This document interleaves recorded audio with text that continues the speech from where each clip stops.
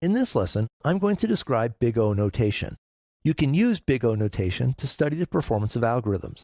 Normally, Big O notation looks at the upper bound on an algorithm's performance, so you're looking at its worst-case behavior. For many practical uses, that's the safest way to look at an algorithm's performance. If an algorithm has a good Big O performance, then you don't need to worry about it blowing up on you when you use it in a program.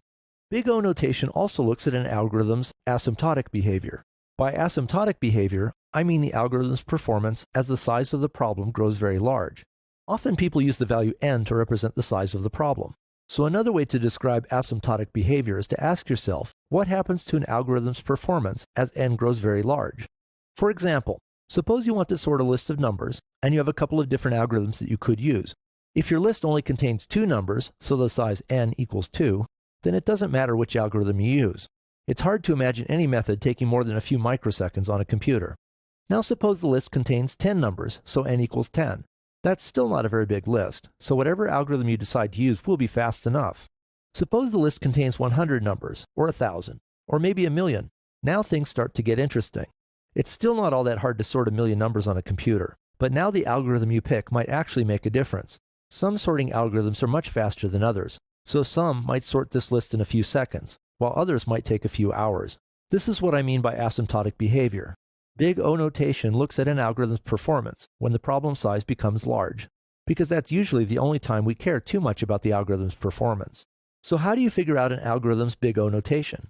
You can do that by following 5 rules. First, if an algorithm performs f of n steps for some mathematical function f, then the algorithm has order f of n performance. It's written like this, Big O, paren, the function, close paren. It's usually pronounced order f of n. For example, suppose you want to find the largest number in an array of values using this simple algorithm. The algorithm initializes the variable max to hold the first value in the array. It then loops through the array of values. If it finds a value larger than max, it updates max to hold that value. For an array containing n items, the loop performs n steps. That means this algorithm has order n behavior. Here the function is simply the linear function f of n equals n. Here's the second rule. If an algorithm performs f of n steps followed by g of n steps, then it has behavior order f of n plus g of n. For example, consider this algorithm for finding the maximum and minimum values in an array of values. The algorithm starts as it did before to find the maximum value. Then it repeats roughly the same steps to find the minimum value. First it performs n steps, then it performs another n steps, so its behavior is order n plus n, or order 2n. If the algorithm performs some steps followed by some more steps, you can add the behavior of the two sets of steps. The third rule says, if the function f is larger than the function g for large problems, then you can simplify f plus g to be just f. Basically, this says you can round up. Because f is larger than g, eventually the function f will dominate the runtime, so you could ignore g. For example, suppose an algorithm performs order n squared steps, followed by order n more steps. The function n squared is bigger than the function n for large n, so this algorithm's performance is order n squared. To see why that makes sense, let's plug in some numbers and see how many steps the program is executing. When n is 10, n squared is 100, and n squared plus n is 110. At that point, the extra n accounts for only 10% of the total number of steps. When n is 100, n squared is 10,000, and n squared plus n is 10,100. Now the extra n term adds only 1% to the total.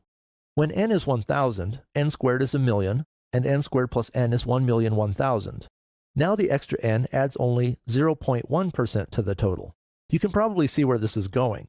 As the problem size gets larger and larger, the extra n steps contribute a smaller and smaller percentage to the total.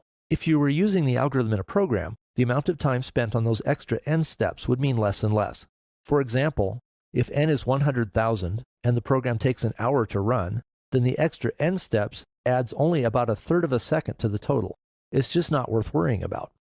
Notice that this rule also means you could ignore constants that are added to a function. For example, order c plus f of n for some constant c is the same as order f of n. That's because the constant c is also a function, it just has a constant value. Because a constant is smaller than any function that increases as n increases, you can ignore the constant. That's rule 3. If the behavior depends on the sum of two functions, you can ignore the smaller function. Rule 4 says, if an algorithm performs g of n steps for each of f of n steps, then its behavior is order f of n times g of n. For example, this algorithm determines whether an array contains two identical values. The for I loop loops through the array. Nested inside that loop, a for j loop also loops through the array.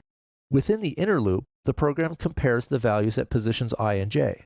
If the values are the same and I isn't equal to j, then the algorithm returns true to indicate that the array contains the same value twice.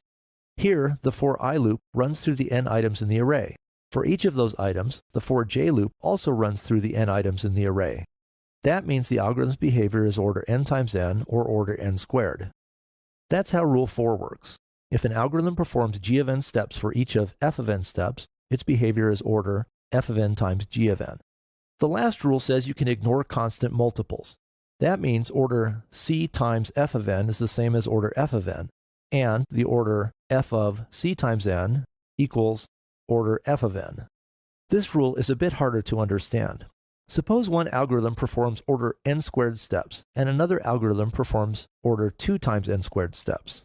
Even when n is large, the second algorithm will still take roughly twice as long as the first algorithm.